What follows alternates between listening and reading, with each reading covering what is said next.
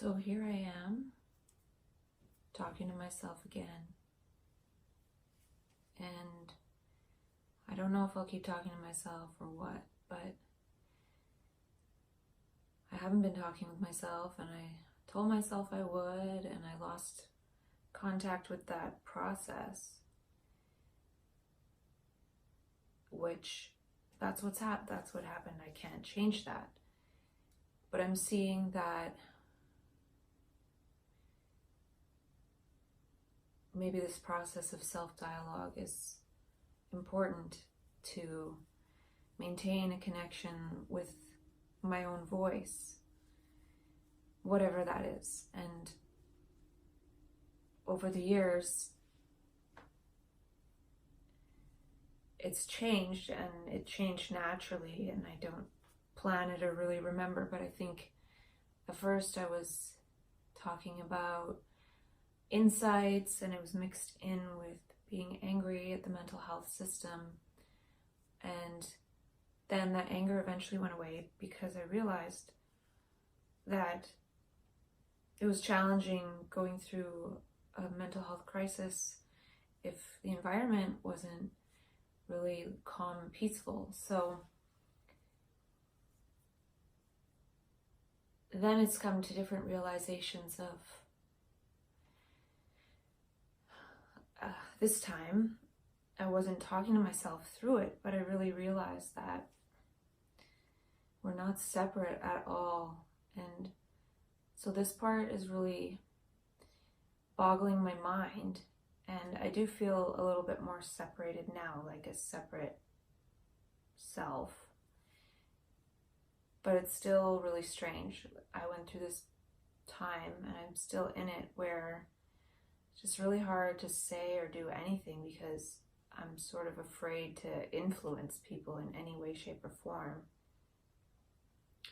And then I was somewhere yesterday where people are sort of being told and directed what to do, which isn't bad, but I was just realizing that if I don't sort of figure out what it is I want to do, then I'll just end up being told what to do.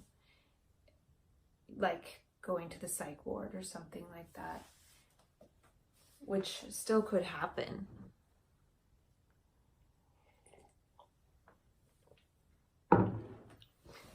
And through this process of self-dialogue, I haven't really had to tell myself what to do. And I framed it before as not really having money for therapy every day, so talking with myself can be helpful. And so many different things. So I'm just going to talk and see what happens. I was thinking it'd be nice to be able to create something that's a little more helpful for people, like, oh, step 1, do this, step 2, do this. But my brain can't remember anything. So I made a bunch of notes on something, on how to go about that possibly, but then I forget where they are, or just sort of forget in general. So maybe I just have to do it when it comes up, or not at all. So that's why I had this process of talking to myself, and I lost contact with that because I was choosing to talk with someone I connected with deeply, and I lost this part of it in a way. There's no one to blame or anything. I'm just sort of looking at it in retrospect that for some reason I need to speak, hear my own voice, and have something receive that.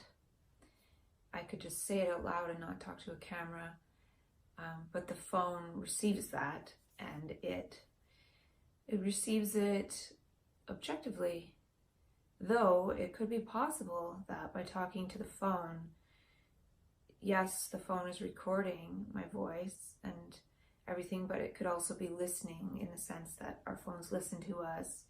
You know, our text messages aren't really private, something like that, if we use swipe keyboards or however it works. It's not really private anymore. So I could almost think, oh, like if I say something really smart, if that's possible, then the AI will now have access to it. But I want to go with the positive feeling that everything is here to help us, including technology. And from my experience, and you could go with the quote by Krishnamurti, the future is now. All possible futures have already happened. It's sort of a quantum physical thing. And how we jump into those or step into those is up for debate, and there's videos on YouTube about that too that I saw. And I've talked about that with myself. So there are other people out there that already have talked about some of these things that I just sort of seemingly came up with myself, or I thought I did. It's never just myself, because it's always influenced by something, but I would just start talking, and then eventually I would get to this place where I was talking about something that I never talked about before and didn't really read before. So part of this process is feeling like when I talk with myself, sometimes I say something new to myself, and that sort of informs the brain. And going based on what Krishnamurti talks about, how we all share the same brain, or if one person changes their consciousness, it affects the entire consciousness of mankind in whatever kind of way we don't know. But he was saying that for years.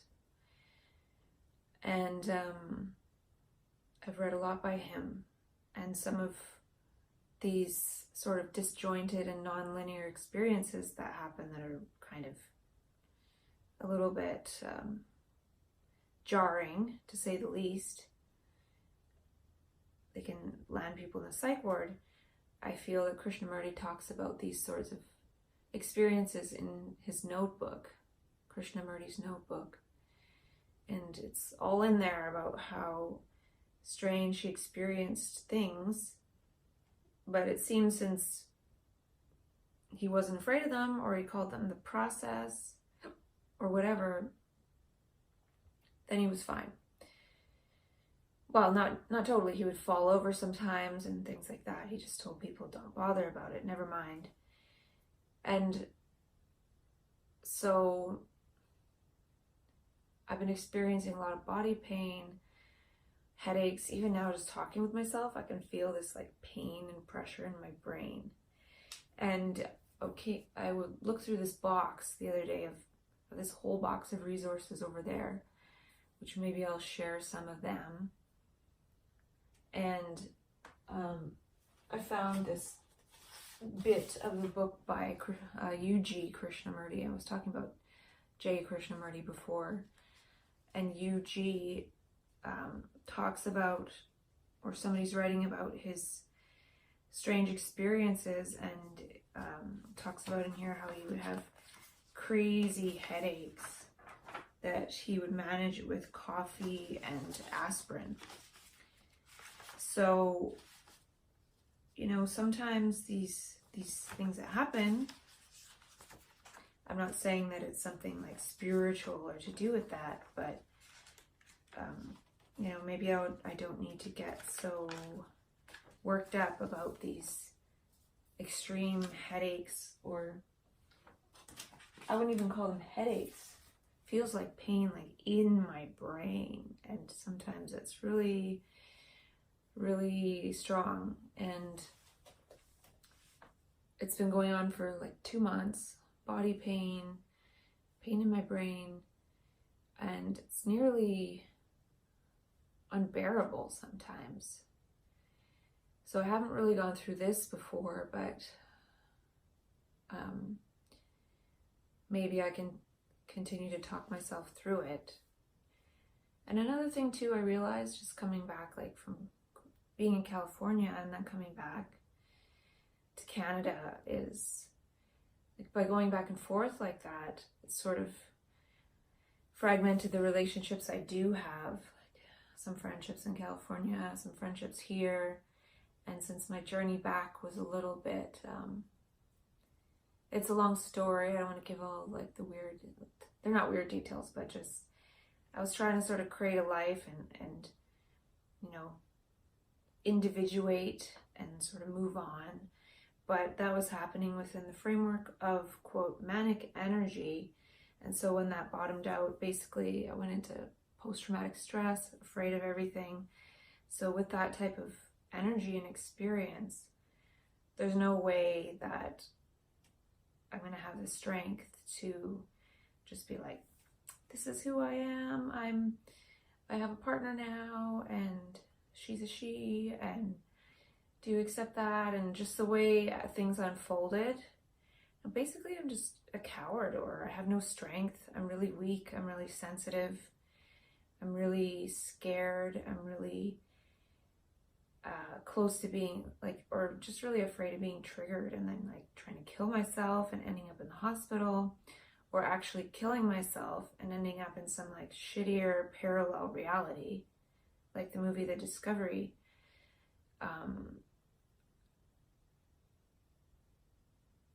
Or like in some other incarnation.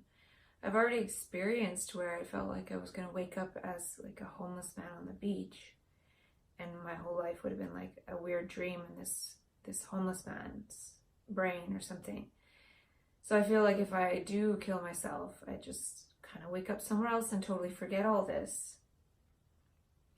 So I don't think that's the solution, even though it could still possibly happen. And man, I had a really, really strong panic attack in front of a bunch of people, and they didn't notice.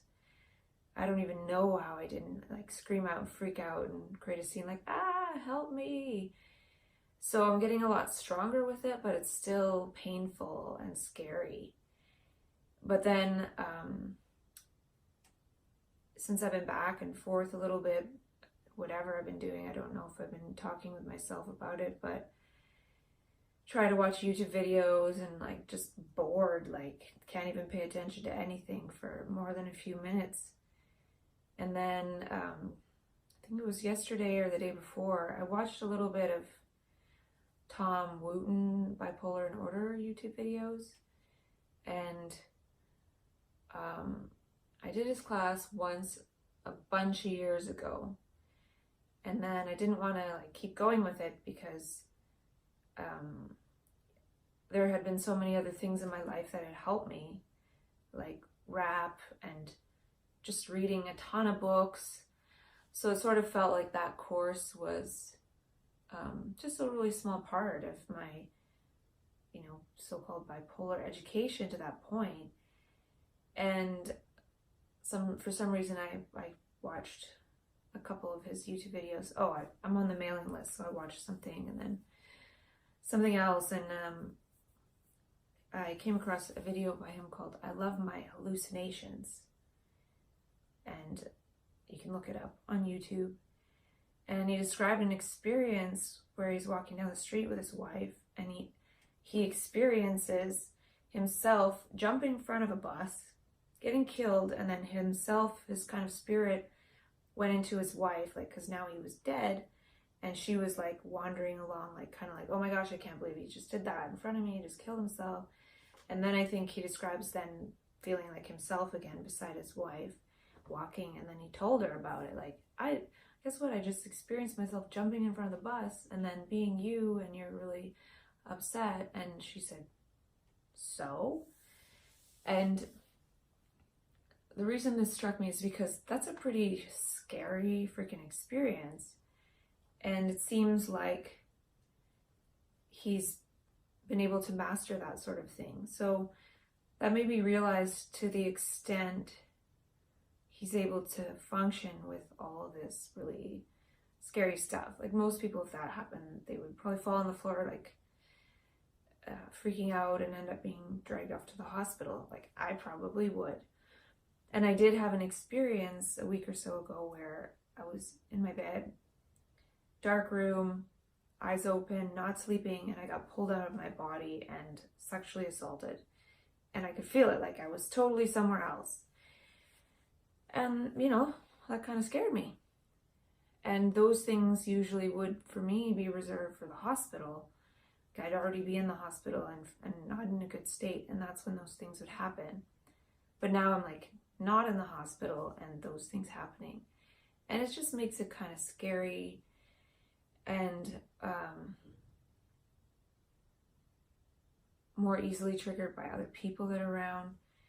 So you know, point being, I'm not in the hospital, but scary things are happening sometimes, and these pains, and I'm just trying to get through them.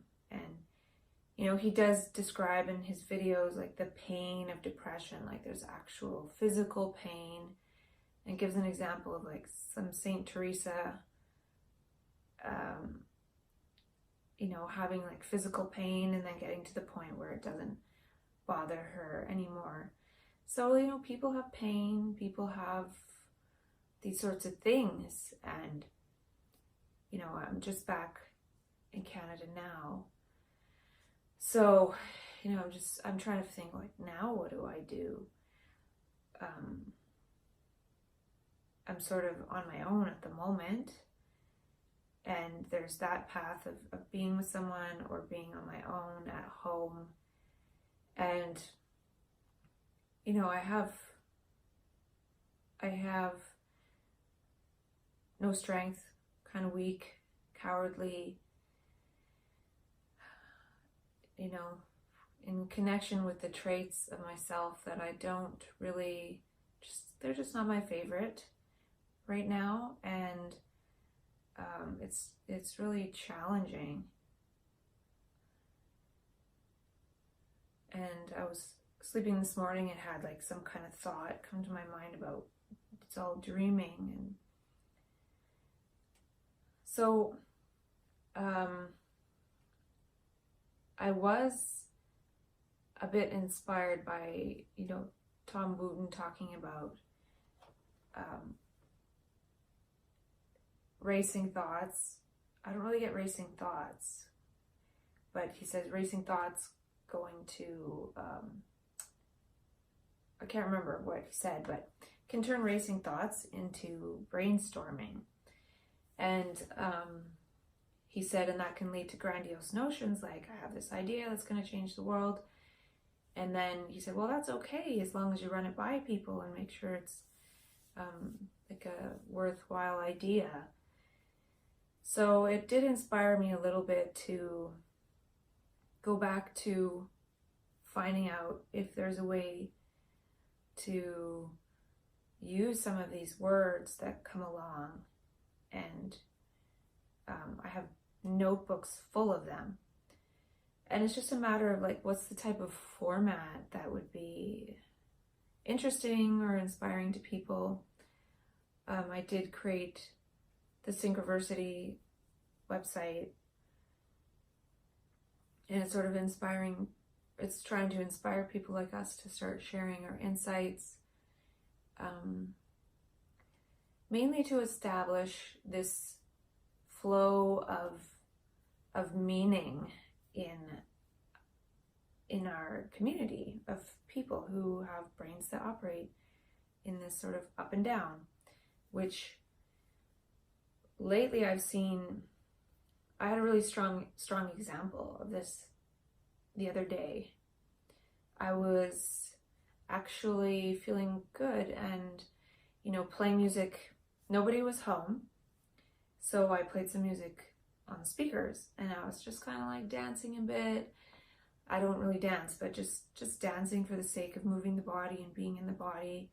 And then I was like actually creating a little bit of a song. I have like an old computer setup with a MIDI keyboard and FL Studio, and I just created this little song, and I'll put it in here.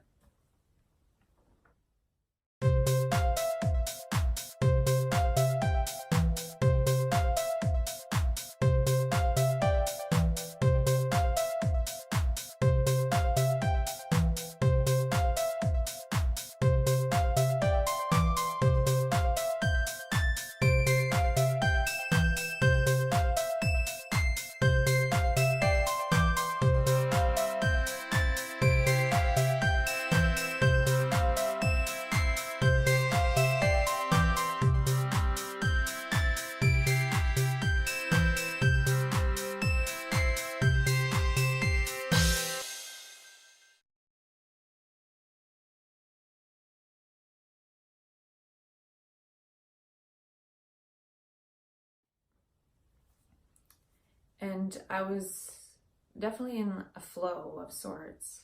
And then I heard people come home. And I literally felt like this weight, and like my brain hurt. And like all of a sudden, like I could barely move. It was like molasses.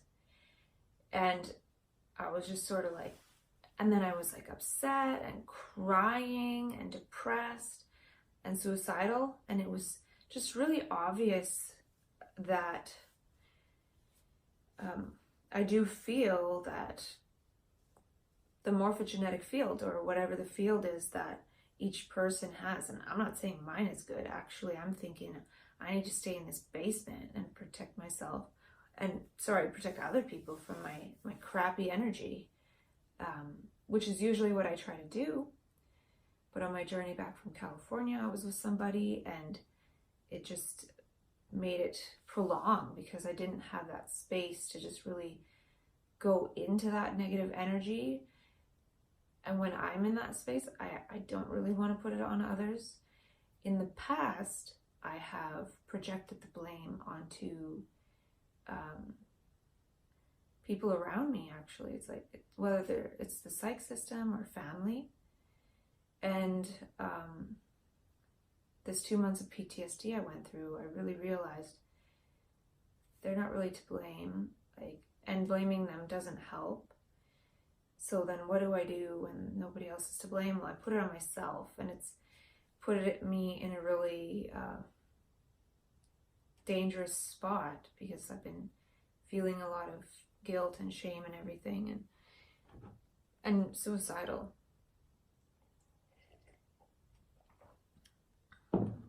But I did want to mention that I really did notice how there's really there's two different worlds. There's this one where you're flowing and everything, and if you're flowing, it implies that other people can come in and disrupt that flow. And so it's making me wonder, is it even safe to go into those creative states? Is it safe? I had another experience where I was playing the keyboard, piano, just for fun. And after I stopped playing, I felt really awful too. And that didn't really have anything to do with anyone coming and going. But I do feel that if there was ever a space designed for people with this creative energy, bipolar, whatever you want to call it, like some kind of hive structure, it'd be important that each person have their own soundproof unit where they can flow in their own energy. Possibly. Maybe if it was only people with that. And it would be good if the people had their brains in order, I guess Tom Wooten teaches. And this time, through these 2 months, I have done a good job of not getting mad at anybody or yelling at anyone at all. But I was really desperate at times in terms of feeling like I needed professional help. And it could be because I haven't been talking with myself. Right now I really feel it in my brain, right here. It just hurts talking to myself.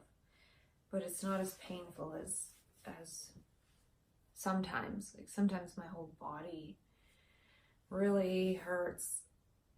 So anyway, there's this creative flow, and I feel like when I'm in this lower state, not really functioning, it's not really the time to flow. So I'm not really eating healthy food. I'm not really showering as much as I should. I finally did yesterday because I went somewhere.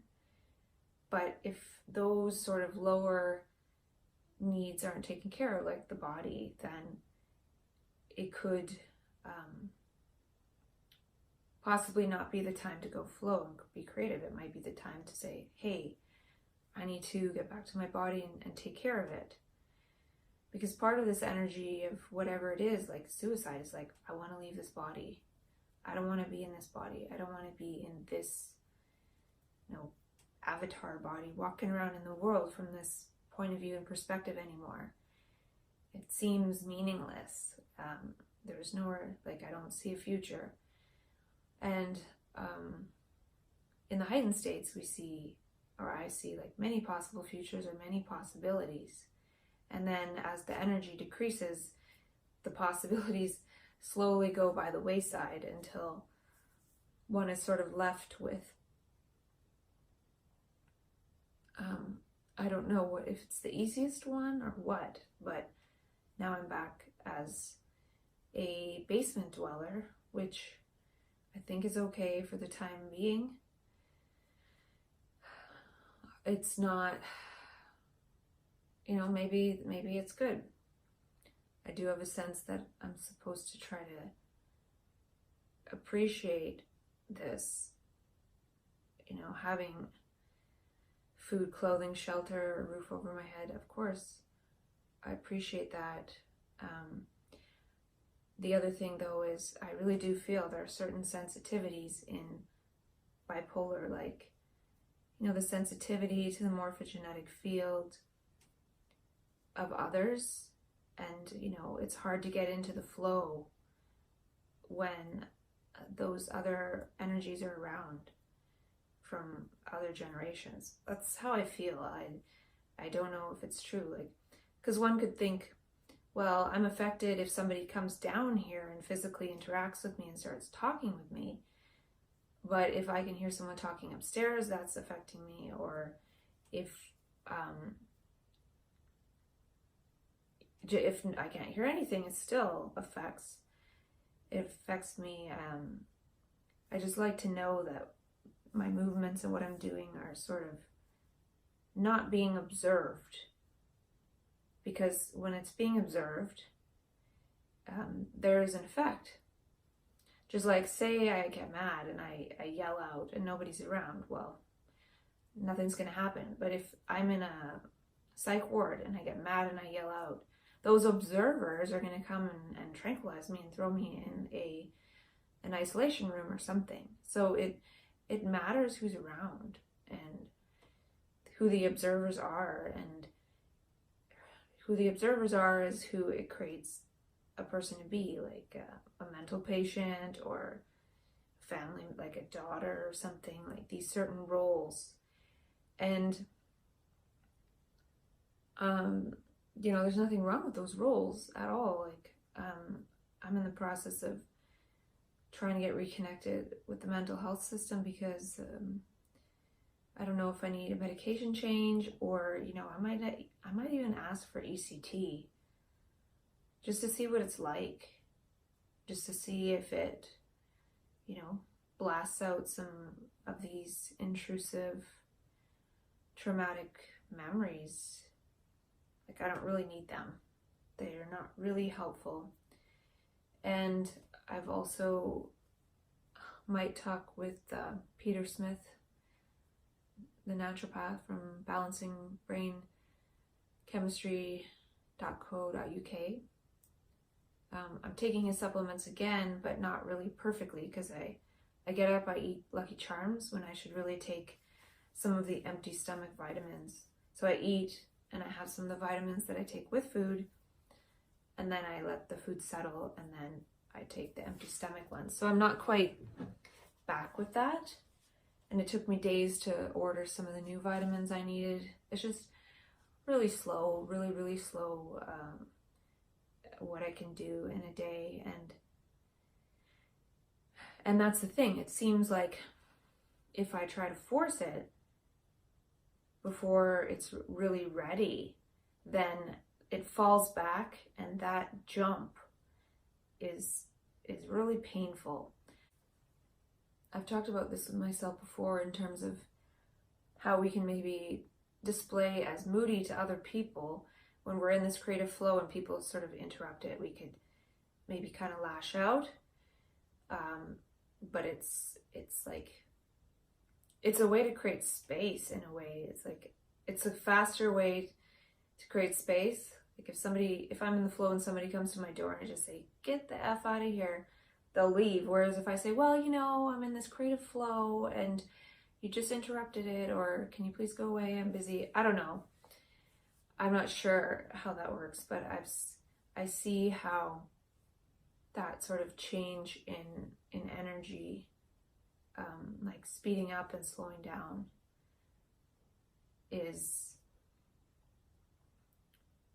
happens in like different ways. And I've experienced that lately because of how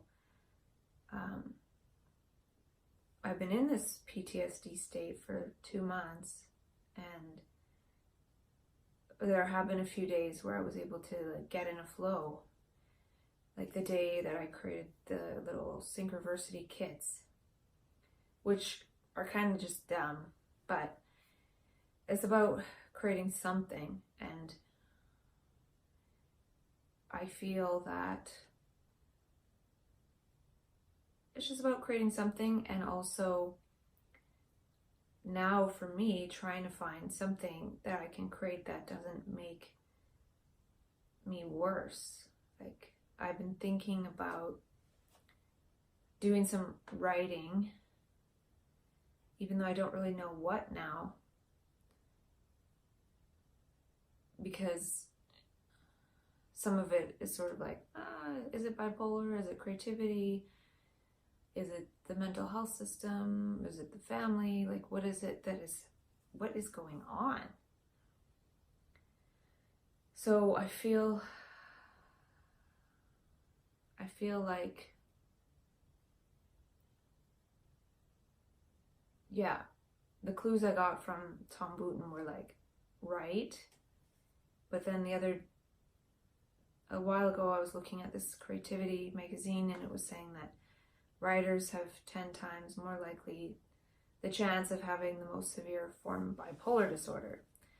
So writing is associated with that. And it also seems that if I try to create a little bit of music or like dance and enjoy myself, it's like, no, sorry. So it just seems like the universe is only allowing certain ways of being. Like, when I'm here, I almost have to be this sort of sad person, because that's sort of how it is, It's almost like I could almost like pretend to be happy, like super happy, but that wouldn't make sense here. So